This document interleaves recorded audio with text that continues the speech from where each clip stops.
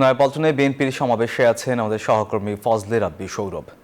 বিস্তারিত জানাতে সরাসরি যুক্ত হচ্ছে তার সাথে। সৌরভ, সমাবেশের সবশেষ পরিস্থিতি কি জানাবেন আমাদের?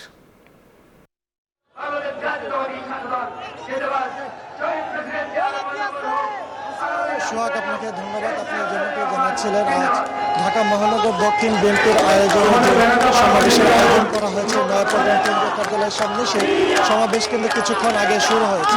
এই সমাবেশকে কেন্দ্র করে কিন্তু শুক্রবার দুপুরের পর থেকে কিন্তু নেতাকর্মীরা ক্ষুদ্র ক্ষুদ্র মিছিল নিয়ে কিন্তু এই নয়াপল্টন কেন্দ্রীয় কার্যালয়ের সামনে এসে জড়ো হচ্ছে। কিছুক্ষণ আগেই কিন্তু রাতের মধ্য দিয়ে এই সমাবেশের আয়োজন শুরু হয়েছে।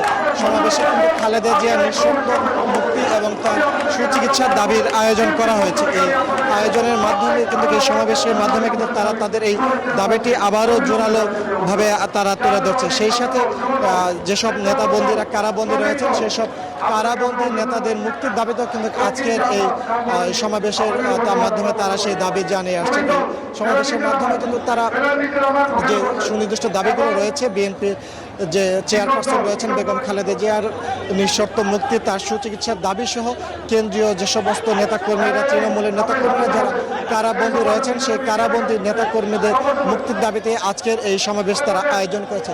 সমাবেশের মাধ্যমে কিন্তু তারা তাদের এই দাবিটি কিন্তু জোরালোভাবে তুলে ধরছেন এবং এই ঢাকা মহানগর দক্ষিণ বিএনপির আজকের এই সমাবেশে প্রধান অতিথি হিসেবে উপস্থিত রয়েছেন গয়েশ্বর চন্দ্র রায়, যা স্থায়ী কমিটির সদস্য। এছাড়াও সভাপতি করছেন ঢাকা মহানগর দক্ষিণ বিএনপির আহ্বায়ক আব্দুস সালাম।